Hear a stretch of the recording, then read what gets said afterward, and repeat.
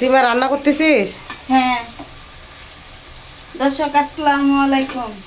আমি শীতের রাতে আমি আমার বাচ্চাদের করা বাচ্চা বাবু আছে এখন আত্মীয় এখন আমার নামে এখন কিভাবে আমার ব্ল্যাকমেল করা যায় আর কি সেই অবস্থায় এখন আমার ফেলাইছে এখন রাত্রিমা তো কথাই কইলো না, তাতে তুই শুরু করে দিছস। না না কবে তো আমার দুর্নামে এখন কিভাবে লোকেকে দর্শক গাইবান্ধার একটা ছাগল আছে আমার লগে এক দ্বারা লাগিয়ে থাক হই। দর্শক আপনারা যদি লাইভ দেন তাইলে কেউ কিছুই করতে পারবে না। আরে বাবু আমার নামে যত দুর্নামে বলছে সবই মিথ্যা কথা বলছে। আমি শীতের রাতে আমার বাইদানে খাইতে চাইছে, তাই আমি এত কষ্ট করে করা বাচ্চাদের ধুয়ে বাসায় রাত্রেবেলা এত কষ্ট করে আমি পিঠাটি বানাইছি। আর আমারে কিভাবে পচানো যায় সে কথাই খালি বাবু বলে, আর কোনো কথাই বাবু আমার ভালো বলে না। বাবুকে আমি কি করলে লুচনিটা সরা, ওইটা সরা, হ্যাঁ ওটা সরাই ফেলো।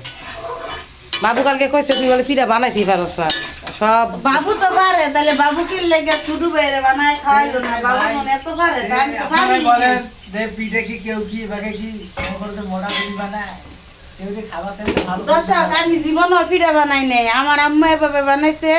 এই অতি ফার্স্ট আমি শ্বশুর বাড়ি এসে আমার ম্যাডামের জন্য এই পিঠাটি বানাইছি। যেমনেরই প্রথম ছিল, এটা প্রথম ছিল। যেমনেরই পারছি তেমনই বানাইছি। না, অনেক সুন্দর তারপর তো হয়েছে। সন্তুষ্ট হওয়া উচিত ছিল, কিন্তু সে আমাকে পচিয়ে ফেলেছে। এখন বলুন আপনারা এই লাইভ দেন আমি কি করব?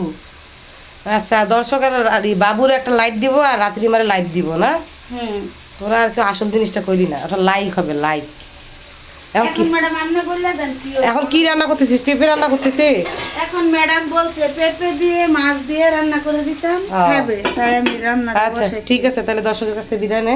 দর্শক আসসালামু আলাইকুম। পরবর্তীতে আপনাদের সাথে আমাদের দেখা হবে, সঙ্গে থাকুন। আল্লাহ হাফেজ।